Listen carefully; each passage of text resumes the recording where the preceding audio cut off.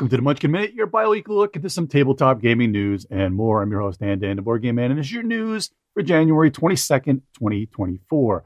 So Portal Games every year, kind of around now, does the Portal Con, and they announce a lot of their stuff coming out for that next year. So they have released a lot of their 2024 slate. They kind of said it's the first half slate, but I think they've kind of released a little bit more than just their first half. So first up, we've got Printing Press. Now, last year, or the year before, might have been a year before, I loved Gutenberg. It was a great game based on kind of the printing press. It looked amazing. Gameplay was kind of lighter than it looked a little heavier than it was, but a very light, very, very fun game. Now they've got kind of the spiritual successor, which is Printing Press. This is going to be kind of a medium weight Euro. I think it's going to be a little bit lighter than what they say right here, kind of on BGG, but it has that same look to it with amazing art and kind of graphic design. And, ramping up the difficulty a little bit more. So you're going to be working on your printing press, obviously your print workshop. You're going to be working over 3 rounds. You're trying to select your plates, your frames, and printing cards to meticulously execute each customer's request. Looks great. Going to be 1 to 4 players, plays in about an hour. So I think the weight shouldn't be too bad. But it looks great. It should be out in March of this year for $40. I think the pre-order is already up on their website as well. Next up, we've got Robinson Crusoe from Portal Games, that collector's edition, which kind of funded a few years ago. But they said it should be going out to backers right now ahead of that U.S. release. And that U.S. release will be in May. And also Book of Adventures, which is another expansion to Robinson Crusoe, which is a wildly difficult and wildly popular cooperative type game about, living in Robinson Crusoe, which is kind of the shipwreck and, shipwreck island and trying to live through that. Next up, Thorgal, the board game. That's going to be out in June. This is a cooperative, story-driven, immersive game in that Thorgal universe. Again, I think the Kickstarter or GameFound, I think it was a Kickstarter, should be getting out to people in the next couple of months, and then they're going to be releasing it in June. It looks pretty cool. Cool store. Again, an immersive, story-driven game.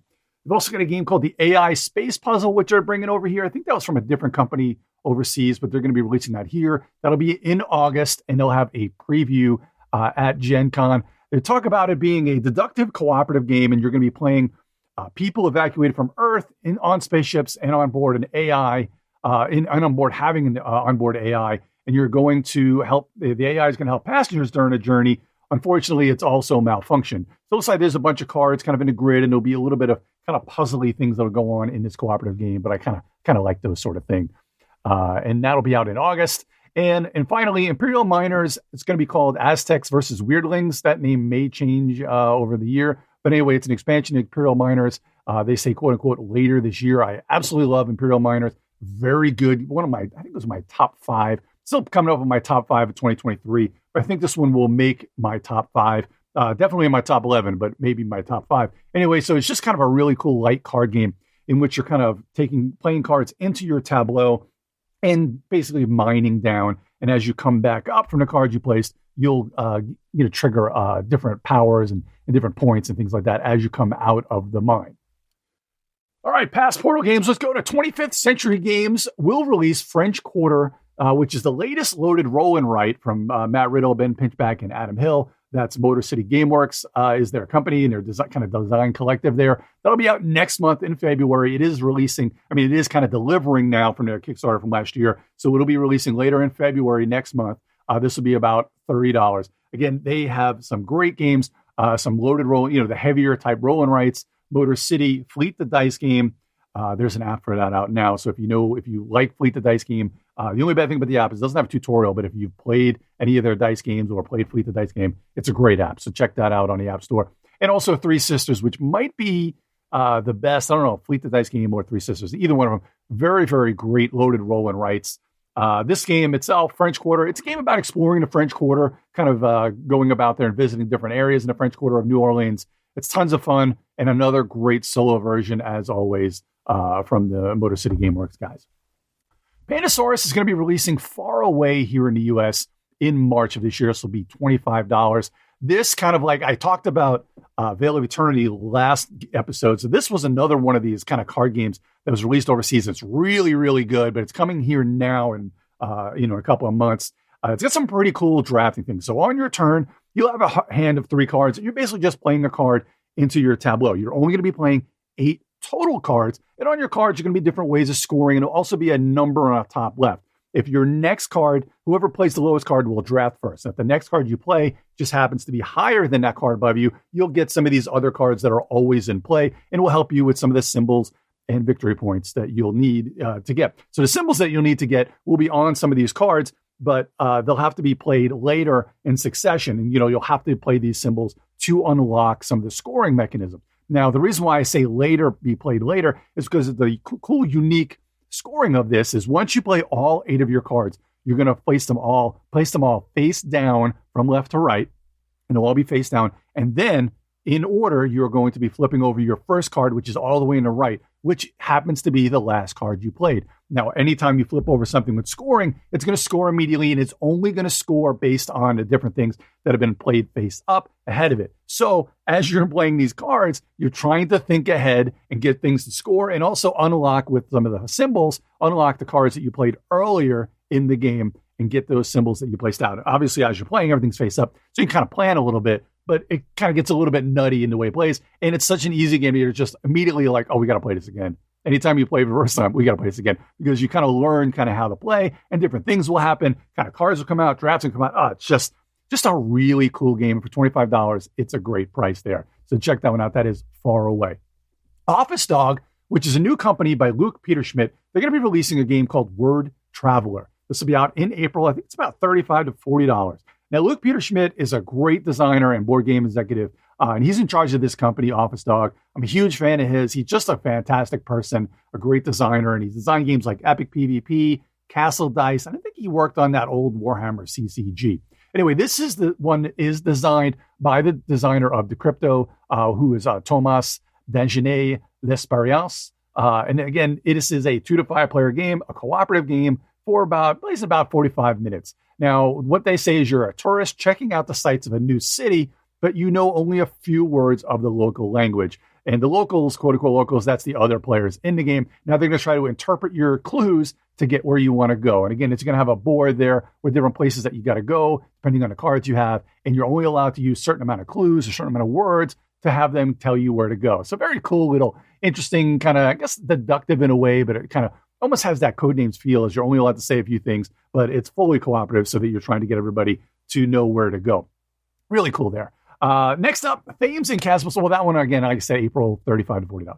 Thames and Cosmos is going to be releasing one of the hits from Essen of last year. This is called Nun Attack Temple of Ice. Now, this one will come out in the U.S. later this year. This is a lighter game by Kane Klenko. Another game. This is just another cool game with great table presence.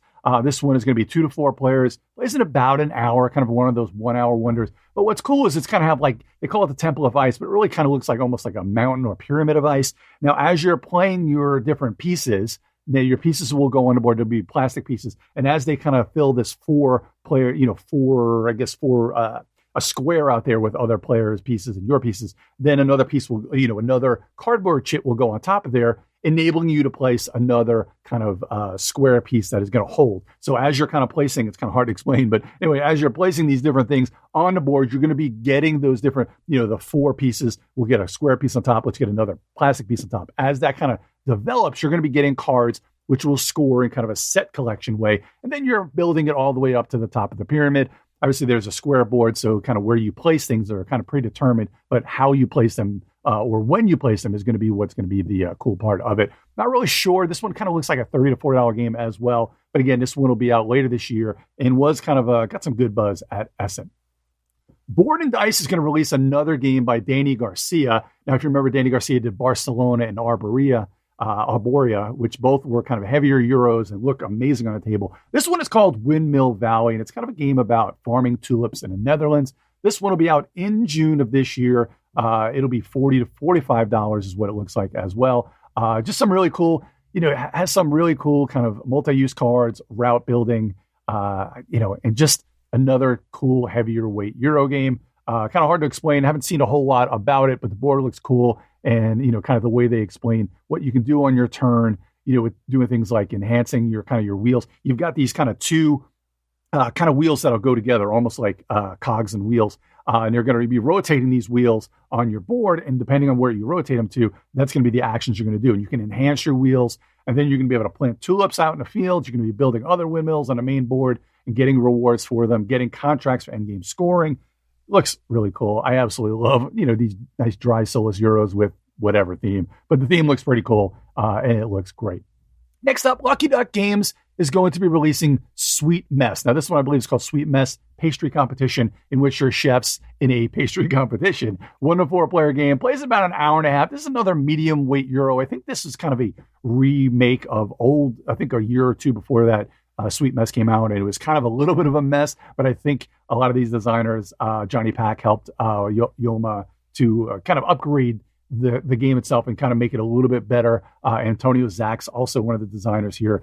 Again, this is going to be put out here by Lucky Duck Games. Looks like a pretty cool Euro game of just kind of the way you're fulfilling different orders when you're making your pastries and such, getting the ingredients, putting them out. The bits look really nice, and kind of the gameplay looks pretty solid there as well. This one will be out in February, and it'll be about $40. Again, the production value looks very cool, and Lucky Duck Games has been hitting it out of the park with games over here lately, kind of bringing some pretty cool European games over to the U.S.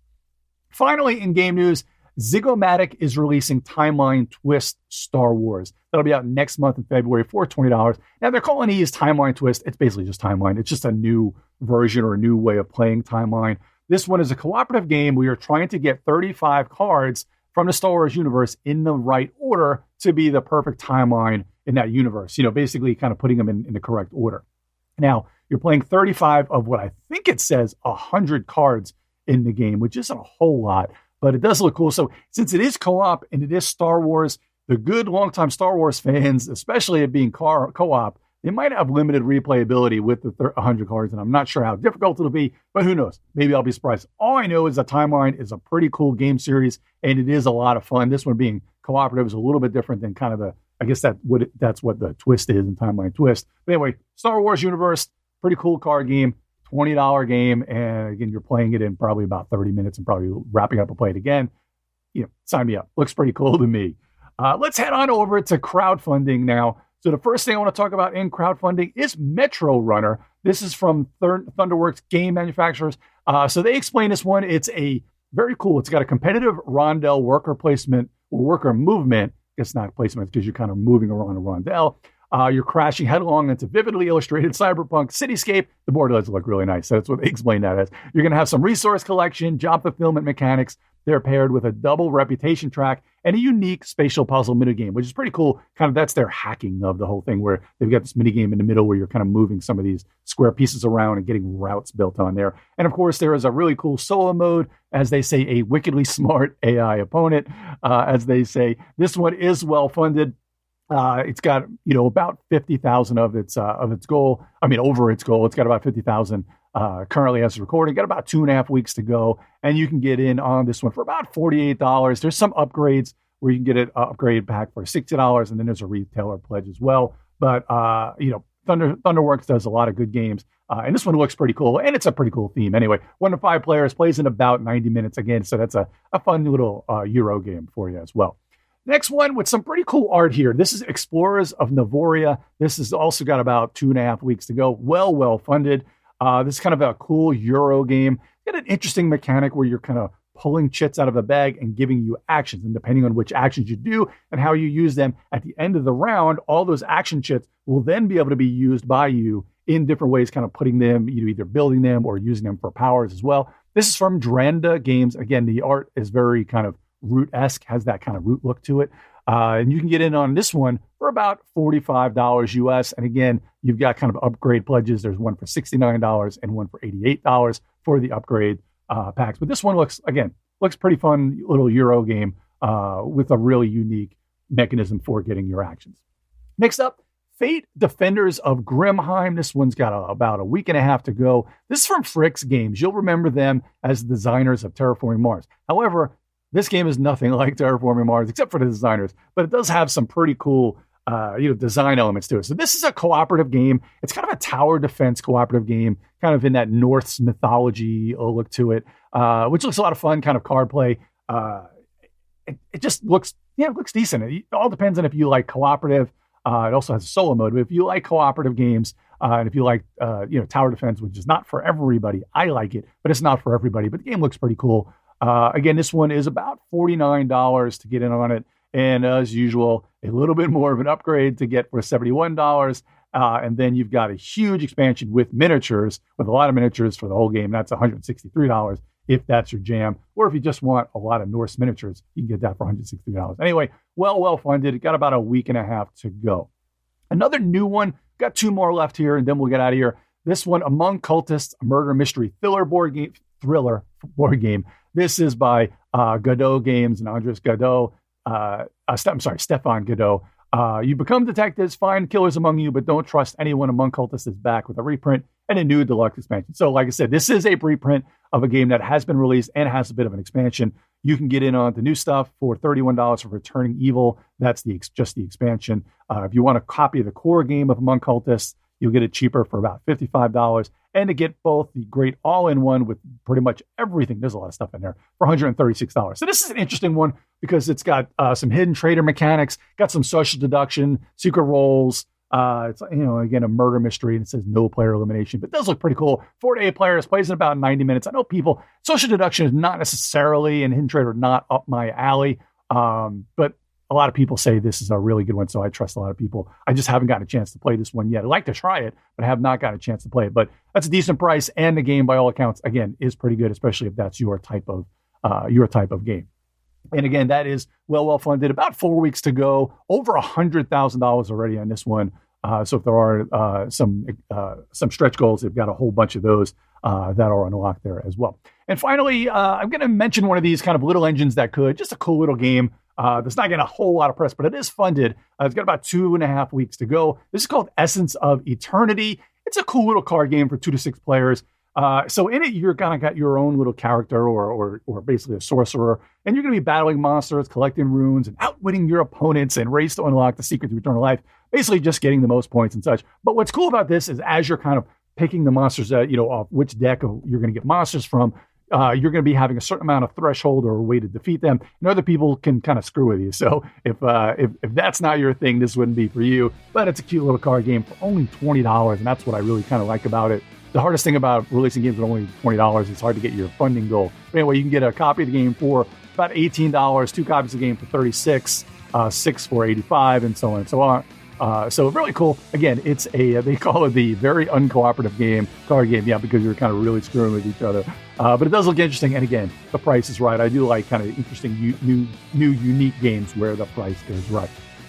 Thanks for joining me today. If you see any news you think I'd like to feature, go ahead and shoot me a message at GeekJockDan on Twitter, or you can go to the Major Spoilers Discord, where I'm always around there, and send me either, kind of put something in the Munchkin Land Discord on there, or send me a direct message anywhere. And also, please check out Majorspoilers.com for more content by Steven and the rest of the Major Spoilers crew. And as always, check out my show, the Geek All Stars Podcast. As always, I'm Dan, the Board Game Man, and I'll see everyone in a couple of weeks for another Munchkin Minute. This podcast is copyright 2024 by Major Spoilers Entertainment, LLC.